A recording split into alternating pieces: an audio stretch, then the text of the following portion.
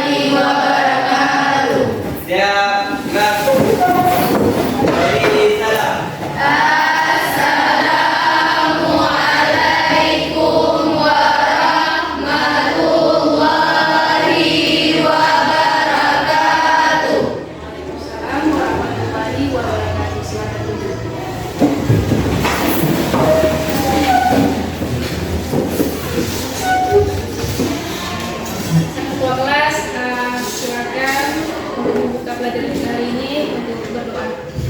Berdoa dimulai.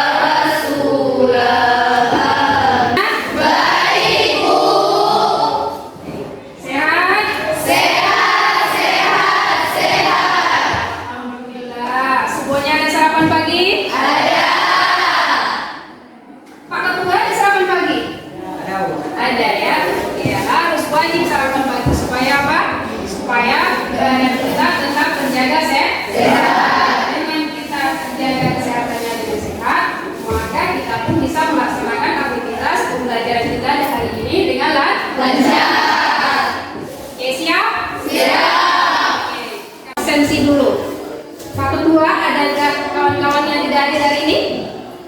Ya. Ada? Ya. Tidak ya? Semuanya hadir? Iya. Hadir, alhamdulillah. Jadi semuanya hadir hari ini, berarti kita bisa sama-sama mempelajari materi kita hari ini. Oke? Kita mengingat materi kita yang lalu, tetapi dengan main game. Setuju? Setuju.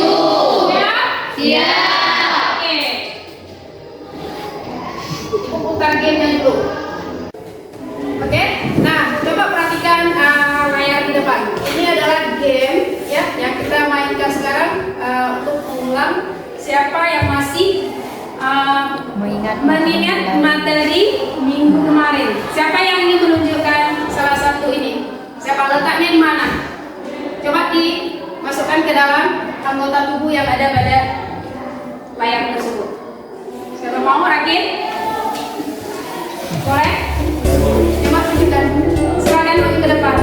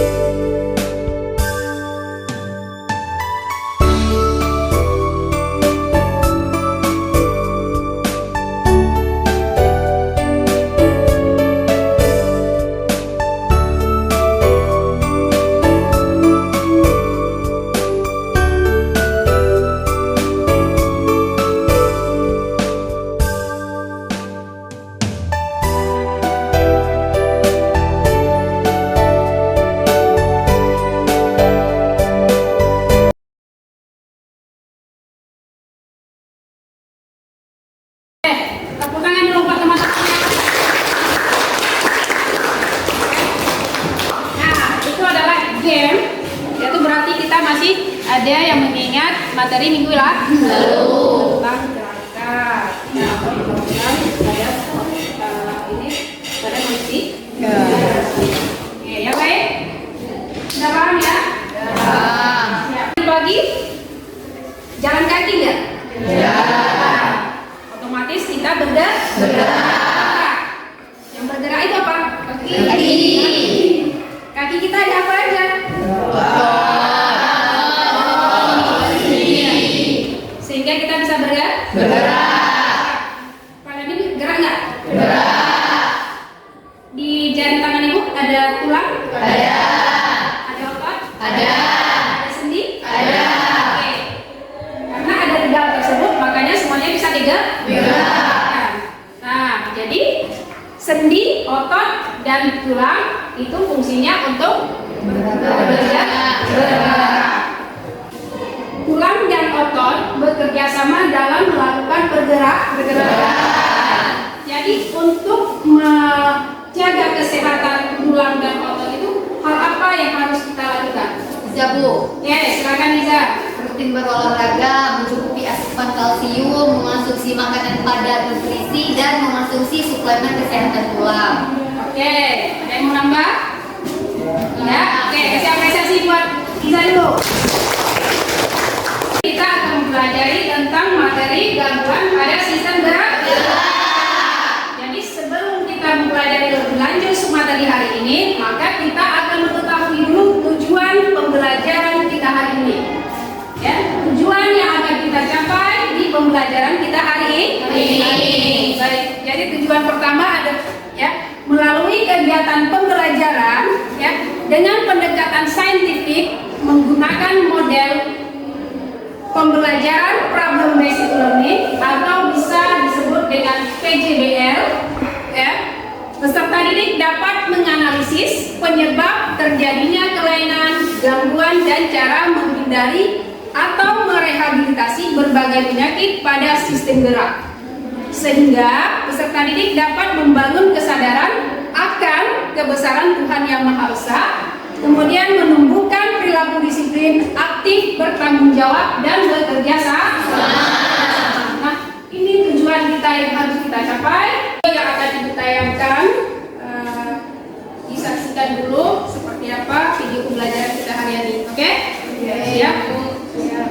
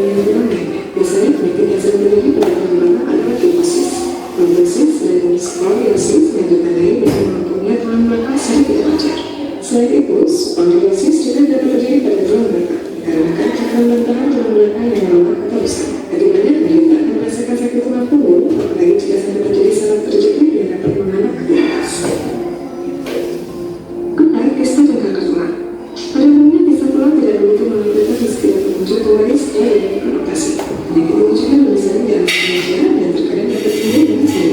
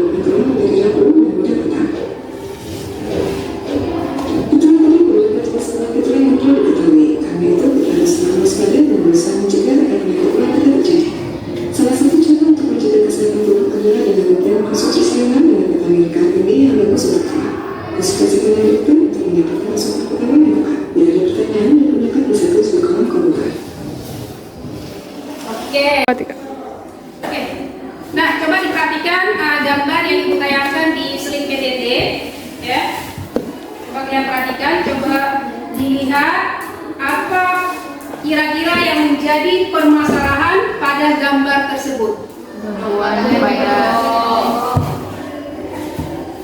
Belakangnya bengkok, ya. Nah, mungkin permasalahannya banyak, ya, yang harus kita selesaikan berdasarkan gambar yang ada di sini.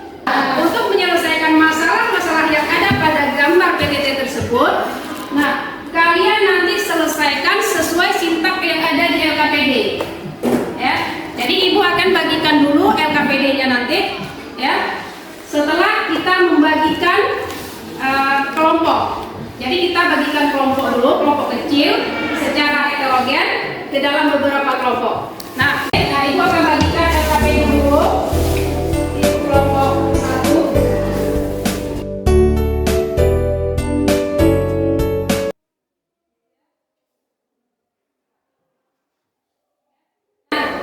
Kalian baca yang ada di LKPD. Kalian ikuti petunjuk dan arahan yang ada di LKPD.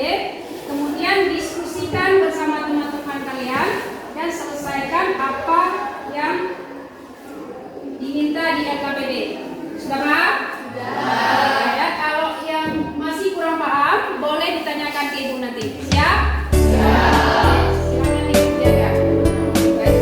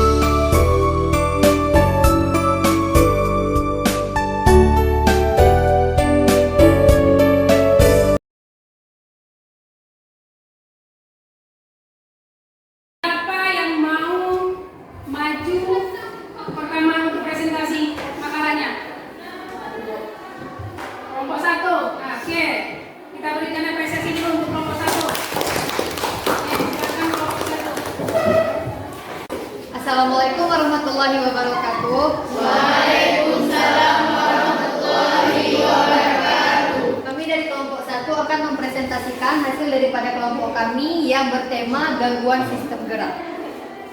Gangguan sistem gerak. Gangguan sistem gerak dapat terjadi pada tulang,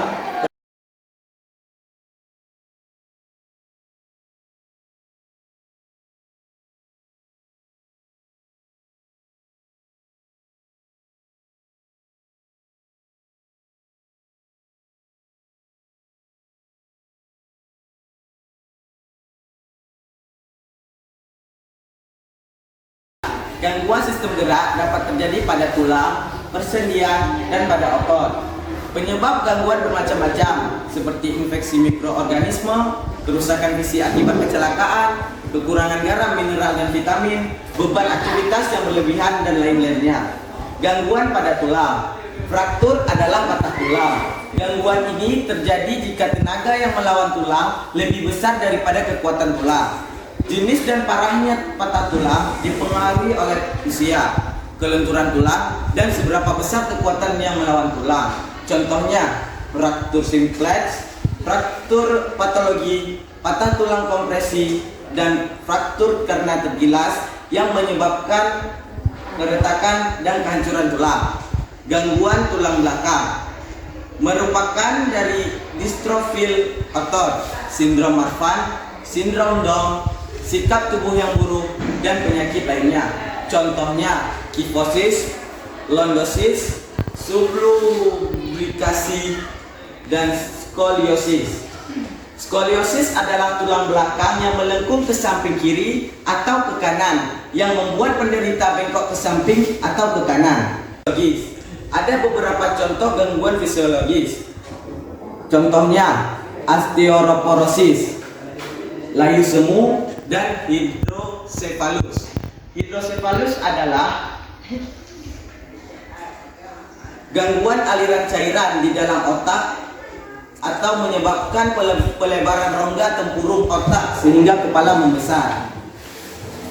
Kemudian gangguan pada sendi yang memiliki beberapa contoh, yaitu terkilir, dislokasi, dan osteoartritis. Kemudian gangguan pada otot. Gangguan pada otot memiliki contoh, yaitu otot robek, kram, tetanus, dan hipertrofi. Hipertrofi yaitu gangguan akibat otot yang berkembang menjadi lebih besar disebabkan oleh aktivitas otot, berulang-ulang dan terus-menerus serta nutrisi yang banyak.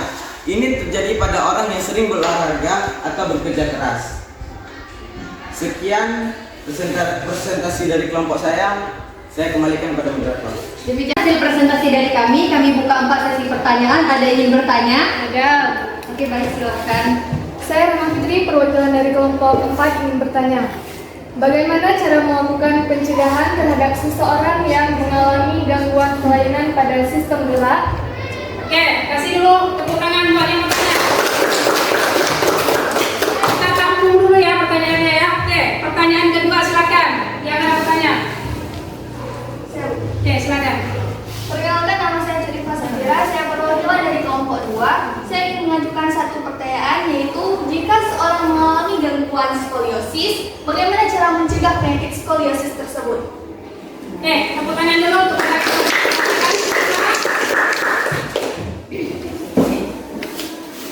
Ada lagi pertanyaan ketiga? pertanyaan ketiga, ada yang bertanya? Ada, Bu. Oke, silakan.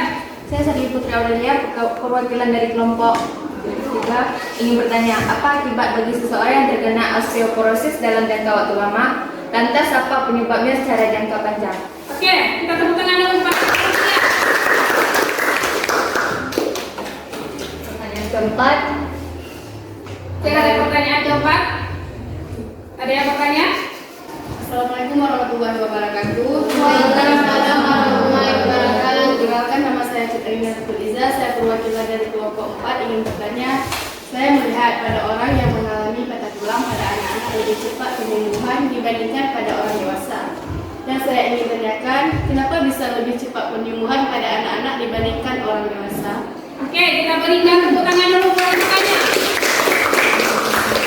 Oke, mungkin kelompok 1 silakan dijawab langsung pertanyaan-pertanyaan dari teman-temannya tadi. Oke. Saya akan menjawab pertanyaan yang pertama, yang soalnya pada sistem gerak, bagaimana cara mencegah gangguannya.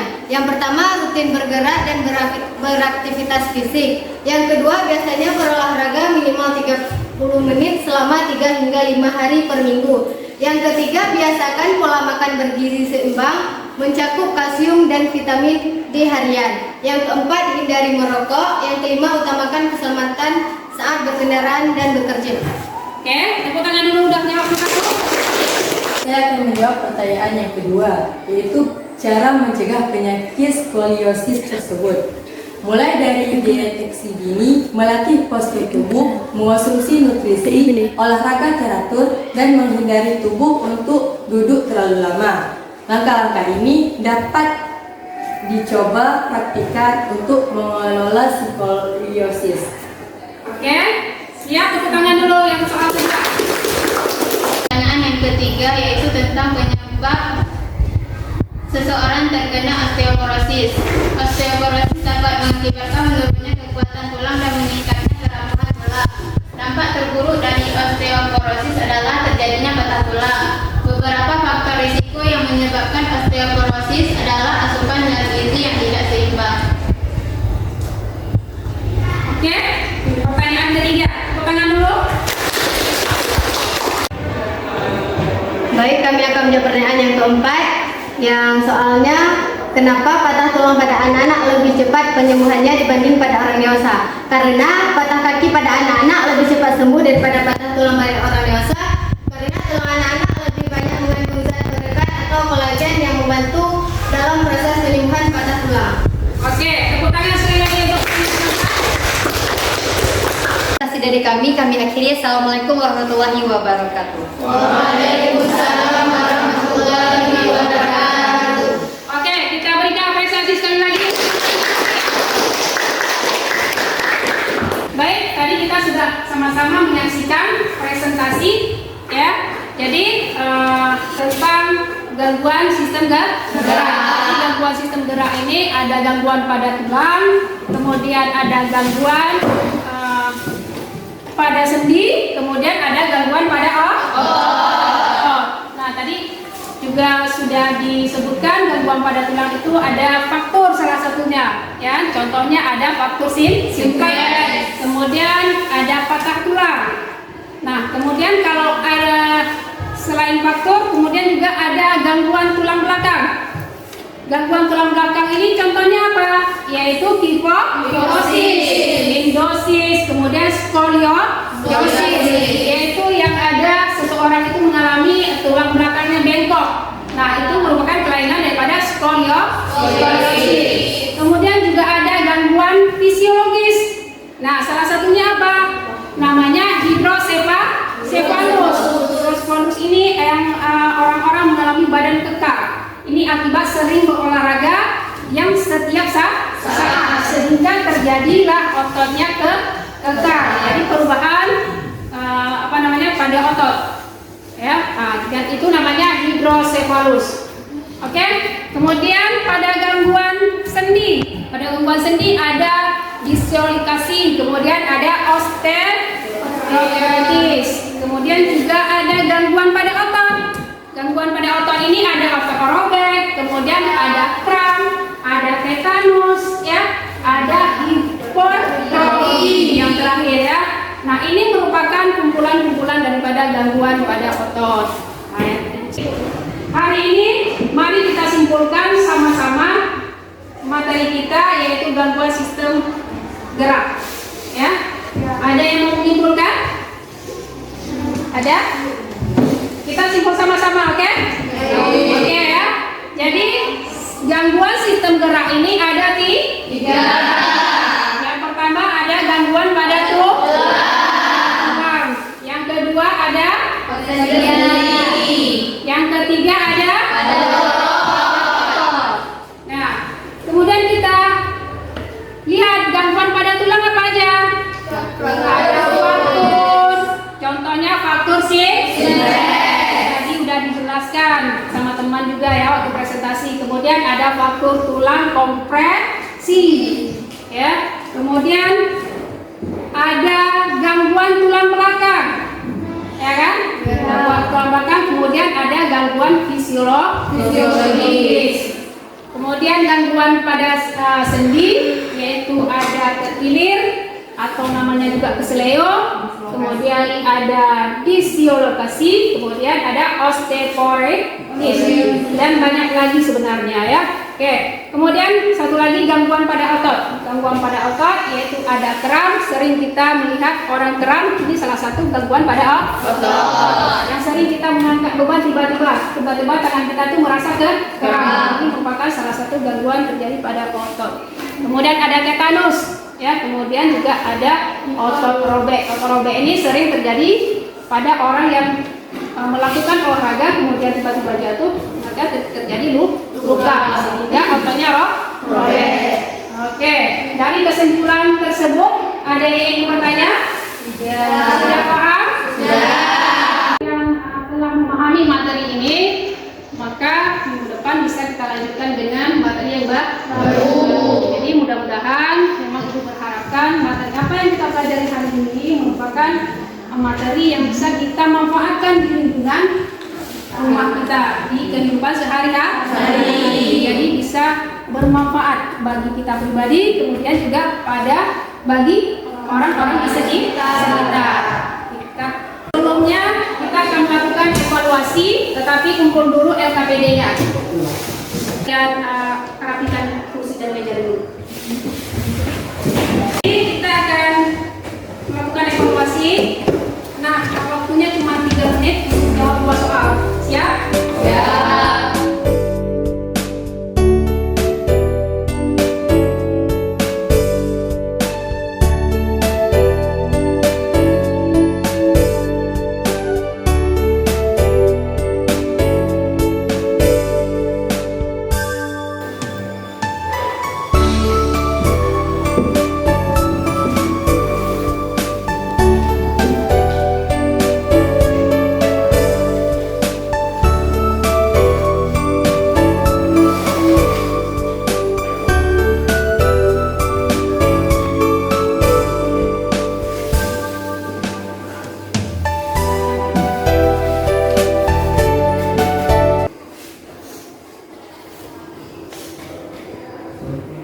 Oke, sudah selesai?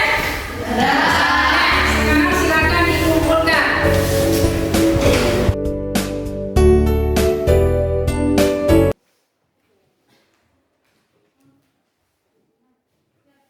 Evaluasi. Nah, dari hasil evaluasi tersebut, Ibu bisa melihat sejauh mana kalian menguasai materi kita hari ini. Nah, kita refleksi diri dulu. Kira-kira ada tidak materi yang telah kita pelajari tadi terdapat kesulitan? Ya.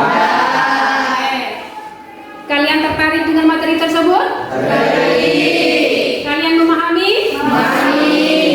Nah, untuk minggu depan kita akan mempelajari dengan topik materi baru yaitu teknologi sistem gerak. Ya, jadi Ibu berharap nanti di rumah tolong dipelajari masalah teknologi sistem gerak pada manusia. Oke?